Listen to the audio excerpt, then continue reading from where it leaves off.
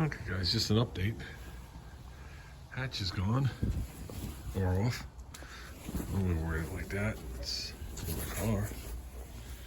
Goes tomorrow. We gave every kind of measurement known to man. So no matter what happens, we have it. And I also took pictures of it. So with that, I'll close this up just a little. Not that there's any kind of warmth in here. But yeah, we got a mess up here. We're about to clean up.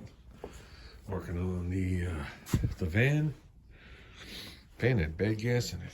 Yeah. And then when I talked to my girlfriend, that van's been sitting.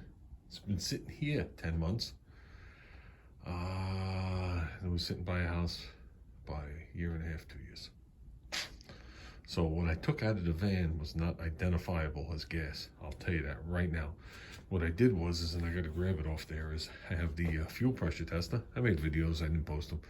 Fuel pressure tester, which goes right onto the Schrader valve on the fuel rail. And you got a button you can press, and you can take a fuel sample. So the thing's running. I got the mass airflow sensor disconnected to chin it up a little bit. And it's not running right. And if you leave this thing running for a long time, it'll start to slowly smooth and run mid. And I know why. So I started up, it's not running right. Do a fuel sample into a clear jug. I was like, that doesn't look like gas. Sniffing the jug, not a cent. 0 cent coming out of it. I was like, oh, unless I got COVID again, something's wrong. Filled up a gallon of it. I was like, this isn't gas. Tried to light it, couldn't get it to light. So I'm like, what is this thing running on? Well, needless to say, I was able to pump out approximately 9.5 gallons before the van was empty. And I was long past the 5th gallon before I started to get any kind of aroma that smelled like bad gas or weak gas, strange gas. And it was like orange. It was like extension cord orange. I was like, whoa. And it, you know, as it time went on, it got darker and darker and darker. By the time I was like the 7th, 8th can, there was a definite aroma, and it was definitely poor fuel. It wasn't quite gasoline. It's almost like I've had cars come in where the customer accidentally puts the 85 in there. The car runs, the fuel trims just can't keep up. It'll run, it'll idle a little off, and then as you're accelerating, the fuel trims just peg because it can't put enough fuel into the engine. It's not designed to do, you know, for the additional flow, unless it's a multi-fuel vehicle. So that's basically what's happening, but I couldn't get any fuel, I couldn't get any injector pulse readings, couldn't get anything. The thing's a 95, it's a year before OBD2. So you gotta go back to old school. And I knew it was lean.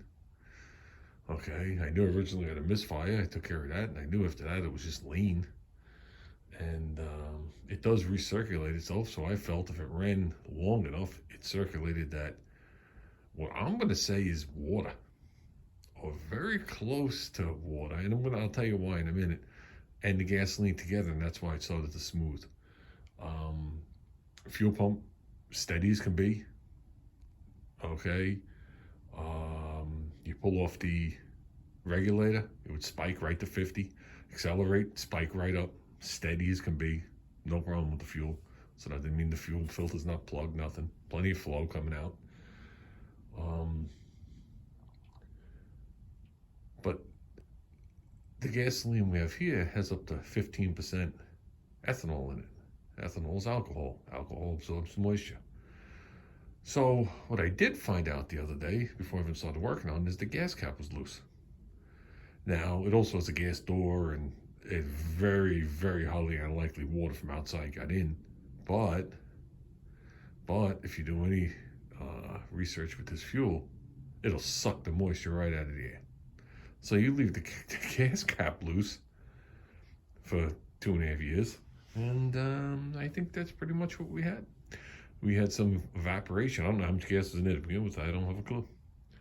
And whatever I was burning was barely burnable. to say the least. So I disposed of it. It's amazing. Like I said, the first 5-6 gallons had no odor whatsoever.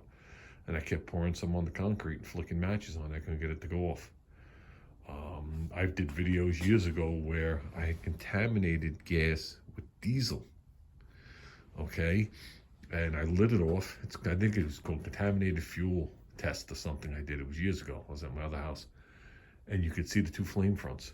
You could see the flash of the gasoline burning off. And then if you look into it, you could see the diesel burning off at a much lower rate, smokier rate. Just I couldn't get the light off. So how it was running was amazing all on its own. So with that said, hatch is off. I cleared out my car, laid plastic down in my car, hatches in there, hatches completely wrapped in plastics, as you know, so I don't get it dirty. And I'm trying to avoid as much handling with my hands as I can. Now what we got to do is we're going to pull this front cover off. I got to take the valance, which is also marked. Okay, these items have been marked. They've been photographed. The pictures have been sent, labeled with colors. So if anything goes awry and all the paint just falls off tomorrow, right down, it's amazing that the stripe, oh, it's not even a stripe, the color, the red and the color of the blue are exactly 9.5 inches, exactly to the edge of the thing on the bottom. So that's the bottom of the stripe. The upper part of it on the metal, this tape on the glass, so the line's right there, so there to there is easy to do. You come back up and you got the bottom marked. It's just the upper part. You have to come up with something that if something goes awry. So, but in all that's in a straight line. So I did it all with a stainless steel straight edge. Bendable jobby. So with that said, guys, I'm gonna pull this front cover here, and we're gonna take off this valance, and we're gonna get the valance painted, and that's it, reassembly. Got a grill, it's on its way, so that's good. I had the headlight doors already. Grill, we don't know where it is. I actually possibly got 2 grills, but we'll see. You only have what's available, you know, what's in your hand. So, and we are going to bring the stripe up to this edge right here. The grill does come and overhang the front, I think, a little bit. I don't know, the grill's buried up there. It does come down the front, but it is a 3-piece grill, and there is going to be spots where you might be able to see through. And I think it would look hideous if it was different, even if it would say blue here and you saw white. So we're going to bring it right to the slip. This will be all white. So to match in there. From the factory, which would have been this color combination, they would have just blacked this out almost like a rattle can. So before we put this back on, we're going to come through here. We'll wipe the dust off the harness. We'll detail this back up, get the dust and anything that's landed on the rails, you know, spruce it all up. I got new headlight bulbs for this thing. I don't think I ever put them in. Nope, I stayed corrected. Those are the new headlight bulbs. Those are the new headlight bulbs. I put them in. Wonder why I couldn't find them. Okay, so I did put them in. That's it. So let's get this thing off. It's held on with screw here. I think 2 down at the bottom valance, 1 in the center, and like 1 there. Something like that. So 3, maybe 6 screws, 7, 8, the most.